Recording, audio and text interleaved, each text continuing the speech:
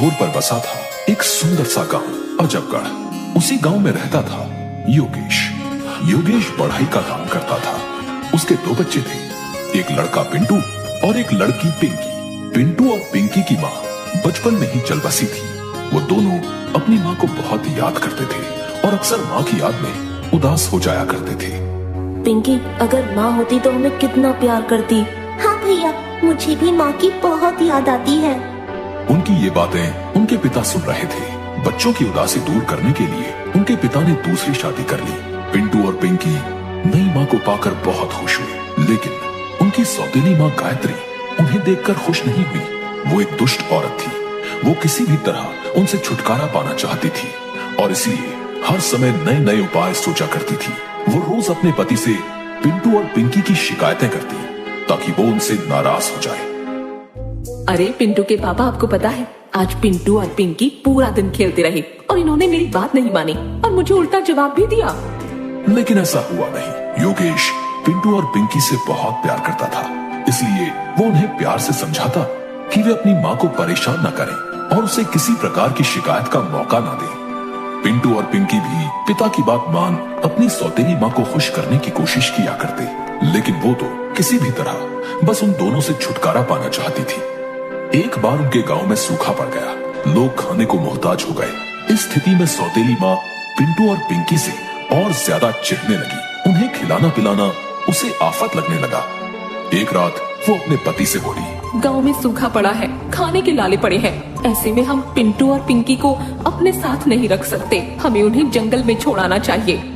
ये सुनकर पिंटू और पिंकी का पिता उदास हो गया और बोला, वो नन्हे बच्चे, मैं उनके साथ ऐसा कैसे कर सकता हूँ? कुछ तो उन पर दया करो। मैं कुछ नहीं जानती। इस समय हमें अपने बारे में सोचना चाहिए। हम खुद के खाने की व्यवस्था नहीं कर पा रहे हैं, उनकी कहाँ से करेंगे? मेरी बात मान लो, हम कल उन दोनों को जंगल में जाकर छोड़ देंगे। सौतेली माँ ने अपना फैसला सुना दिया, जिसे मन मारकर पिंटू और पिंकी के पिता ने मान लिया। इन दोनों की बातें पिंटू ने सुन ली, जो उस समय जाग रहा था। वो तुरंत घर के आंगन में गया और वहाँ कोने में रखे डिब्बे से अपने कुछ कंचे अपने पास रख लिए। अगली सुबह सौतेली माँ उनसे बोली, पिंटू और पिंकी, हम लोग लकड़ियाँ काटने जंगल जा रहे हैं। तुम दोनों भी हमारे साथ चल रहे हो। चलो जल्दी तैयार हो जाओ। पिंटू और पिंकी जंगल जाने के लिए तैयार हो गए।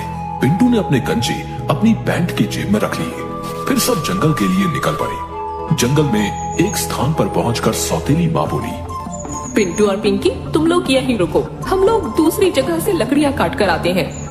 उनका पिता कुछ नहीं बोला, बस उदास आंखों से उन्हें देखता रहा। फिर उनकी सौतेली माँ के साथ वहाँ से चला गया। पिंटू और पिंकी वहीं उनका इंतजार करने लगे। शाम हो गई, अंधेरा छाने लगा, लेकिन उनके माता पिता नहीं लौटे। पिंकी डर के मारे रोने लगी। तब पिंटू उसे दिलासा देता हुआ बोला, पिंकी, डरो मत, मैं तुम्हें घर ले जाऊंगा। उसके बाद वो अपने द्वारा रास्ते में डाले गए कंचों को देखता हुआ पिंकी के साथ घर चला आया। जब उनके पिता ने दोनों को देखा तो दौड़कर उनके पास गया और उन्हें गले लगा लिया। उसे अपने किए पर बहुत पछतावा हो रहा था। वो बोला, मेरे बच्चों, मुझे माफ कर दो, मुझसे बहुत बड़ी गलती हो गई। आइंदा से मैं तुम लोगों को कभी खुद से दूर नहीं करूंगा। पिंटू और पिंकी को वापस घर आया देख सौतेली माँ नाराज हो गई। वो दूसरे मौके का इंतजार करने लगी। कुछ दिनों बाद जब उसका पति किसी काम से शहर गया तो वो पिंटू और पिंकी के पास जाकर बोली, चलो आज लकड़ियाँ काटने जंगल चलते हैं। पिंटू अपनी माँ की चाल समझ गया, लेकिन उस समय उसे कंचे उठाने का मौका नहीं मिल पाया। वो भागकर रसोई घर गया और वहाँ से चावल के दाने अपनी जेब में डाल लिए। इस बार सौतेली माँ उन्हें दूसरे रास्ते से जंगल ले गई। पिंटू इस बार चावल के कुछ दाने रास्ते में डालता गया। जंगल पहुंचने के बाद सौतेली माँ उन्हें एक पेड़ के नीचे बैठा कर बोली, तुम दोनों यहाँ बैठकर मेरा इंतजार करो, मैं दूसरी तरफ से लकड़ियाँ काट कर आती हूँ। पिंटू और पिंकी वहीं बैठकर सौतेली माँ का इंतजार करने लगे। शाम हो गई और फिर रात, लेकिन सौतेली माँ नहीं आई। पिंकी डर के मारे रोने लगी और कहने लगी, पिंटू, अब क्या होगा? हम घर कैसे जाएंगे? जंगल में तो हमें जंगली जानवर मारकर खा जाएंगे। पिंकी, हमें सुबह तक जंगल में ही रुकना पड़ेगा। मैंने घर से यहाँ तक के रास्ते में चावल के दाने डाले हैं, लेकिन अंधेरे में हम उन्हें नहीं देख पाएंगे। सुबह होने पर हम उन्हें देखकर घर पहुँच जाएंगे। डरते डरते दोनों ने जंगल में ही पूरी रात बिताई। सुबह होने पर वे घर के लिए निकले, लेकिन पिंटू ने जो चावल के दाने रास्ते में डाले थे वे चिड़िया और गिलहरी खा गई थी। इस कारण दोनों जंगल में भटक गए। भटकते भटकते वो एक स्थान पर पहुंचे जहां उन्हें एक खूबसूरत चॉकलेट घर दिखाई पड़ा। वो घर ब्रेड, केक, चॉकलेट और मिठाइयों से बना हुआ था। उसमें ढेर सारी कैंडी और चॉकलेट, टॉफी भी लगी हुई थी। दोनों की भूख जाग गई। दोनों उस घर के पास गए और चॉकलेट, केक वगैरह वगैरह खाने लगे। तभी एक बूढ़ी औरत वहां आई। उसे देखकर पिंटू और पिंकी डर गए। डरो नहीं बच्चों, ये मेरा घर है और मैंने इसे तुम जैसे बच्चों के लिए ही बनाया है। आओ अंदर आओ, मैं तुम्हें अच्छा अच्छा खाना खिलाऊंगी।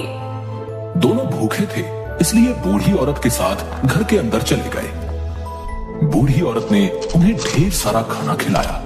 खाना खाकर पिंटू और पिंकी बहुत खुश हुए। उन्होंने बूढ़ी औरत का धन्यवाद किया और उसे अपने साथ घटी सारी घटना बता दी। उन्होंने उसे बताया कि वो अपने घर का रास्ता भूल गए हैं और वे जंगल में भटक गए हैं। उन्होंने बूढ़ी औरत से पूछा, क्या आप हमें हमारे घर पहुंचा देंगी? ये सुनकर बूढ़ी औरत जोर जोर से हंसने लगी। अब तुम लोग यहाँ से कहीं नहीं जा सकते, तुम्हें यहीं रहना होगा। मैं तुम दोनों को खाकर अपनी भूख मिटाऊंगी। दरअसल वो बूढ़ी औरत एक चुड़ैल थी जो बच्चों को मार कर खाया करती थी। ब्रेड, केक, मिठाइयों वाला घर उसने बच्चों को आकर्षित करने के लिए ही बनाया था। उसने पिंटू को एक पिंजरे में कैद कर लिया और बोली, लड़के तू इस पिंजरे में बंद रह, जब मोटा ताजा हो जाएगा तब तुझे खाऊंगी। पिंकी को उसने घर के काम में लगा दिया। पिंटू और पिंकी डर में जीने लगे। वो दोनों वहां से बाहर निकलने का उपाय भी सोचते रहते थे। एक दिन बूढ़ी चुड़ैल पिंकी से बोली, आज एक बड़े बर्तन में पानी गर्म करो, मैं उसमें पिंटू का सूप बनाकर पीऊंगी। पिंकी डर गई। उसने ये बात जाकर पिंटू को बताई तो उसे वहां से बाहर निकलने का एक उपाय सूझ गया। उसने वो उपाय पिंकी के कान में बता दिया। फिर पिंकी एक बड़े बर्तन में पानी गर्म करने लगी। कुछ देर बाद बूढ़ी चुड़ैल आई और पिंकी से पूछने लगी, पानी गर्म हो गया क्या? मैं इतनी छोटी सी हूँ और ये बर्तन इतना बड़ा, मैं इसमें झांक कर कैसे देखूं? आप खुद ही देख लो ना। बूढ़ी चुड़ैल बोली, ठीक है। और एक स्टूल पर चढ़कर बर्तन में झांकने लगी। तभी पीछे से पिंकी ने उसे गर्म पानी के बर्तन में धक्का दे दिया। हाय हाय, जल गई, मर गई, बचाओ बचाओ। गर्म पानी में चलकर चुड़ैल मर गई। पिंकी ने पिंटू को आजाद कर दिया। पिंटू पिंकी से बोला, अब हमें बिना देर किए यहाँ से बाहर निकल जाना चाहिए। भाई, मैंने यहाँ एक मटके में ढेर सारे सोने के सिक्के और हीरे जवाहरात देखे हैं। क्यों ना हम उनमें से कुछ अपने साथ ले चलें? इससे हमारी गरीबी दूर हो जाएगी और हम कभी भूखे नहीं रहेंगे। हमारे माता पिता भी हमें घर से नहीं निकालेंगे। दोनों सोने के कुछ सिक्के और हीरे जवाहरात एक थैले में डालकर घर से बाहर निकल गए।